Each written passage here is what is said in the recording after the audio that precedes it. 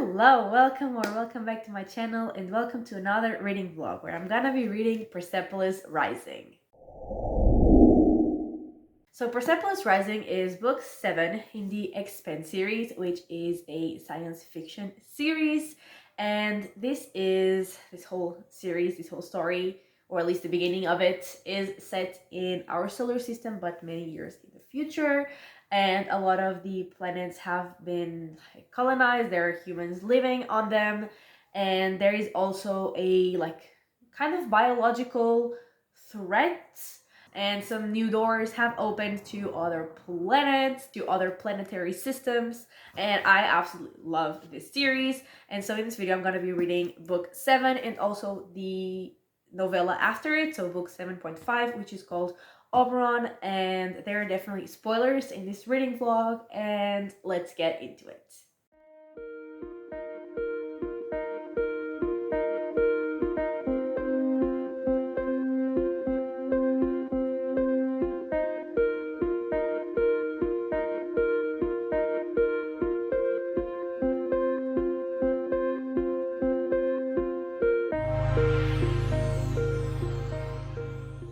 Okay, so I am on page 189 of Persepolis Rising, and this book starts with a prologue where we see people in Laconia, I assume, which is a planet in another planetary system. And they're conducting some experiments with the protomolecule because they were the ones who took the last sample that people had, and their leader is trying to become immortal. And then moving on to the rest of the characters, we see that Holden and his crew are given a new mission from Drummer, who is the leader of the Transport Union. And basically his mission is, she says, your official mission is to carry the message that Freehold's repeated violations of Transportation Union guidelines have triggered punitive action, and that I'm banning all traffic in and out of Freehold for 3 years. And basically, their Freehold is also in another planetary system. So if they can't have traffic in or out, they will die. They will have no resources to survive for 3 years. So when Holden gets there, he and his crew, he makes a different kind of deal, and he just is kind of taking the leaders as prisoners, but Drummer is not happy about that. So Holden basically decides that he no longer wants to work for her because he doesn't want to work for someone who will just decide to, kill people for not following her rules, basically. And he also decides that, also, this is set, I think, 30 years after the end of the previous book. So he decides to basically retire, him and Naomi, and he asks Bobby if she wants to buy their ship and become the new captain, and she says yes, and so they make that announcement to everyone. And basically Bobby is not the new captain, and Holden and Naomi are kind of retiring. And at the same time, people from Laconia, that planet from the prologue, they announced that they're going to open their gates that connect their system with all the other systems, and they're going to Medina Station, which is the station with all of the doors, and they're going to take over the station. And they do take over the station, and they say that they also intend to take over all the 1,300 systems that it leads to. Drummer is obviously kind of panicking, and Avasarala talks to her, and she tells her that Medina Station is lost, so she should just try to save what she can actually save, which is Earth, Mars, the belts, the planets that they can still save in their own solar system, or our own solar system, I guess. And also we only had Avasarala here for a page, 2 pages, but it was amazing. And the guy from Laconia who we're following, his name is Singh, he says that basically they can take Mars and Earth in just a few weeks.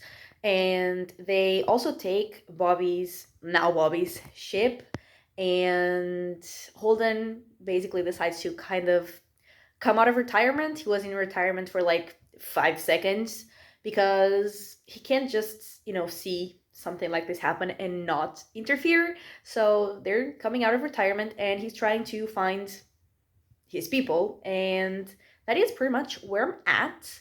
And I'm loving it. I am absolutely loving it. I I just love these characters so much. And honestly, I was so sad when Holden was, retiring and he and Naomi were like leaving the others. I mean, I didn't really expect them to be gone for long or like be apart for long. I mean, they're still apart, but I'm assuming they will be together soon. But still, it was really sad, but also like really adorable. Their like goodbyes, it was so cute. But yeah, I am very invested in what is happening. I am stressed, I am worried, but I am definitely loving it. And yeah, I am gonna read another third and I'll get back to you.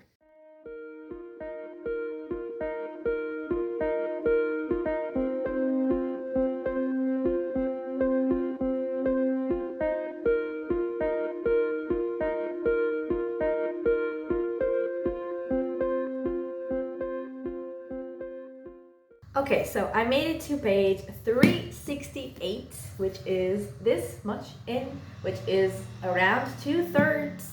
And like right as it starts, Saba, who is I think Drummer's husband, he like reunites all of Holden or Bobby's crew, and he says that they're now part of the underground. And Holden, like, he's famous. Everyone knows who Holden is. So he is immediately like seen as a leader. And well, Bobby had just become the captain, and so she's not very happy about that. But at the same time, she talks to Holden, and she has a plan, but she tells him to be the one to like tell the others the plan, and that was his plan, so people will actually follow it without like questioning whether they should even trust the plan. And Holden doesn't really like that, but he agrees to go with it. And also they discover that Laconia is sending another warship and it will be there in 42 days. So whatever they have to do, it has to be before those 42 days. And at the same time, Drummer sends people to attack the other Laconian ship and to see how it works, because it can like heal itself. It can like fix damage like itself, and they want to kind of figure out how that works. So they attack, and a lot of people die, I think, on both sides. And then the other people, like the people on the underground, they're trying to put their plan in motion, but there is like an issue.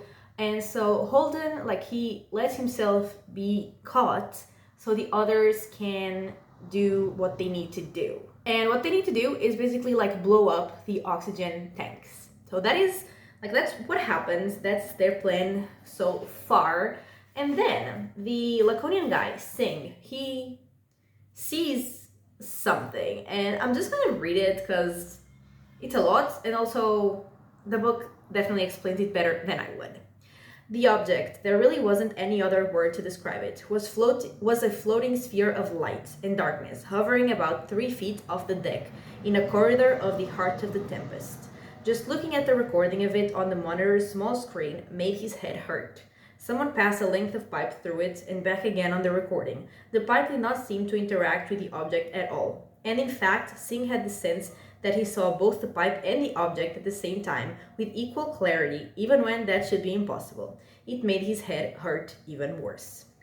As you can see, the anomaly doesn't seem to exist as a physical object. It doesn't appear to radiate on any wavelength except for visible spectrum photons. No one sensing device we've aimed at it can even tell that it's there, but we can record it and see it just fine. Being in the same room with it, looking at it, it's quite disorienting and causes double vision and severe headaches. And apparently also just looking at footage of it. It's moving with us, with the ship, because we're still under thrust and it hasn't moved a millimeter since it first appeared. I've tried making some minor course adjustments, but it keeps us as its frame of reference. I've included all the data we've collected on this file, but I can tell you that its first appearance almost exactly matches the moment when we destroyed Palace Station. It also includes a nearly 3-minute blackout shared by every single person on this ship. And then, I think it's Singh himself that says that, like, it reminds him of something that he has seen before, like heard of before. I think seen. Anyway, and he realizes what it is. In among the list of names connected to what the article was calling the Eyeless something incident was one that his monitor underlined. When he tapped it, he understood why. In the report, Captain James Holden had reported seeing the exact object that was currently residing on Admiral Trejo's ship. The same James Holden who was now in their security lockup under suspicion of terrorist attacks. That is literally the last line that I read before I paused, and I'm loving it. Honestly, like, I'm loving having the crew all together, especially because I expected them to be apart for more than like a couple chapters. I mean, not for long. Like, I knew they would be back together eventually, but I thought it would be like further along in the book, not just the few chapters that they were apart. But yeah, I'm loving to have them all together. And I'm definitely worried, and like, I am worried about the Laconians, but I'm definitely more worried about this thing that has appeared here at the end of the part that I have read. So yeah, I am very invested, I am loving it, and I'm gonna finish it and get back to you.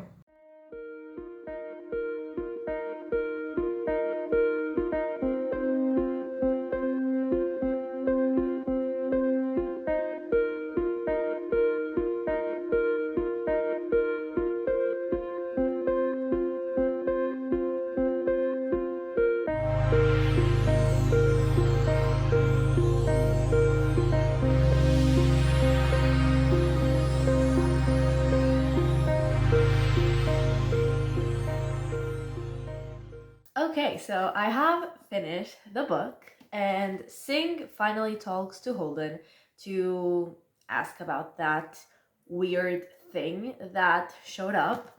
And Holden basically explained that when he saw that thing, it was something that could deactivate the proto molecule. And when he's talking to Singh, he also says, that thing that showed up on your ship, that's them, the other them. That's the thing that killed everything before Earth and Mars were part of the Gate network.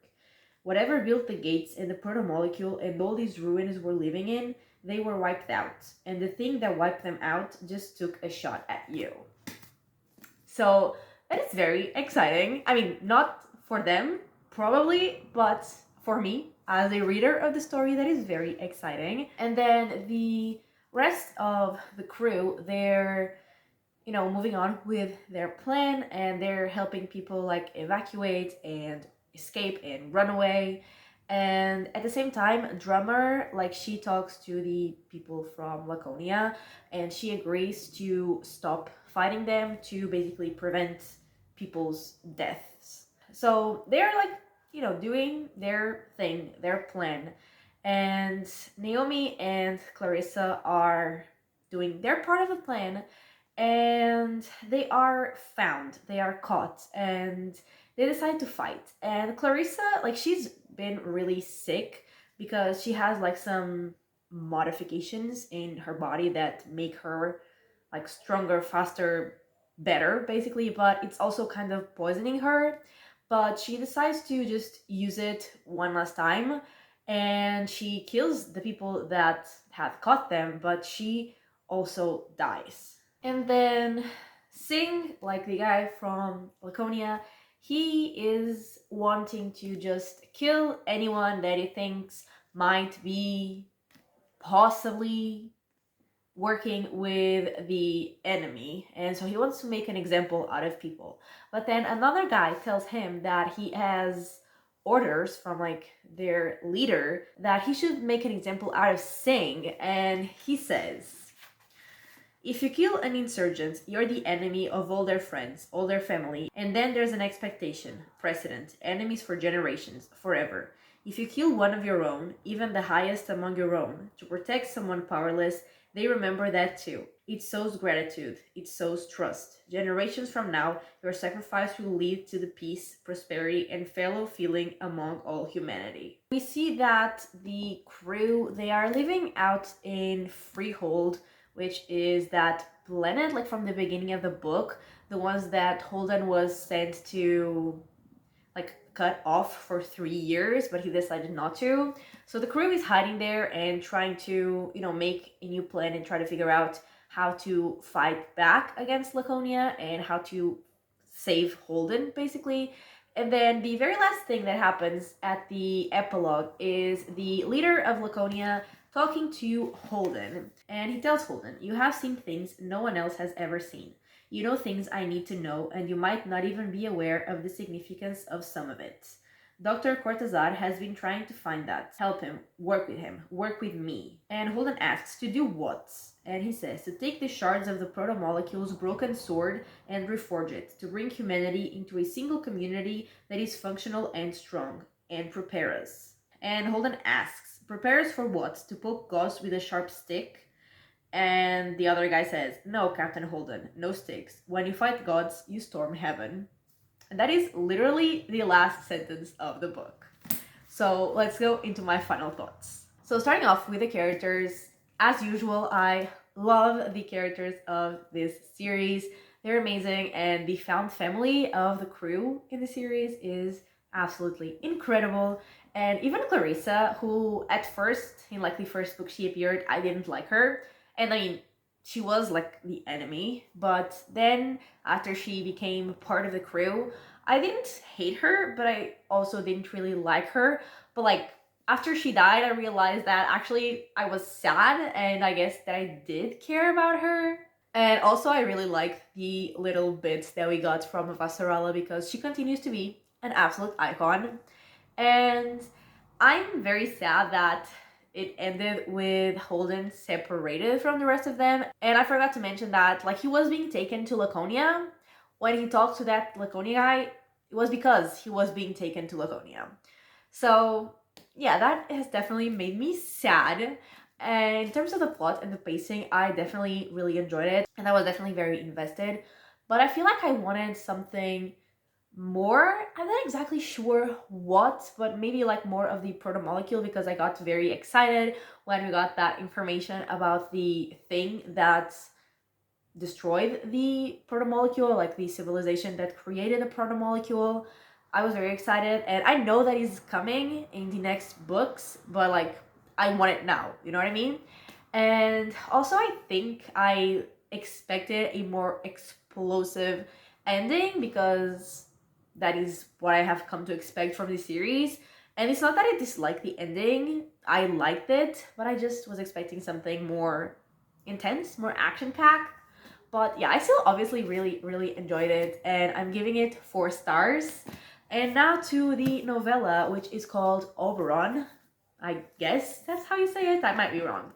But Auberon is basically a planet in one of those systems that the gates lead to, and the Laconians have also moved like into that planet to rule it, and we're following the guy who was in charge, but he had to deal with like the planet's history and culture and also the criminals. And he also had some issues with his wife there, and like it was okay. I wasn't disliking it, but I also wasn't loving it. And I think that this book is more about the message than the actual plot. But like if I don't really care about the plots, I also don't really care about the message, or like it's not as impactful, and I didn't really care about the characters that much. And so I was thinking of giving it like 3 stars, but then I really like the ending, so I'm gonna give that one 3.5 stars. And so yeah, that is it for this video. I am still very excited to continue on with this series. I only have 2 books and I think only 1 novella left. So that is exciting, but also sad, because I never want this series to end because I love it. And especially I love the characters and I don't want to say goodbye to them. But at the same time, like I said, I'm very excited to keep reading and know what happens. And yeah, that is everything for this video. So thank you so much for watching. I really hope that you have enjoyed it. And if you did, give it a like and subscribe. And I will talk to you next time. Bye! Bye!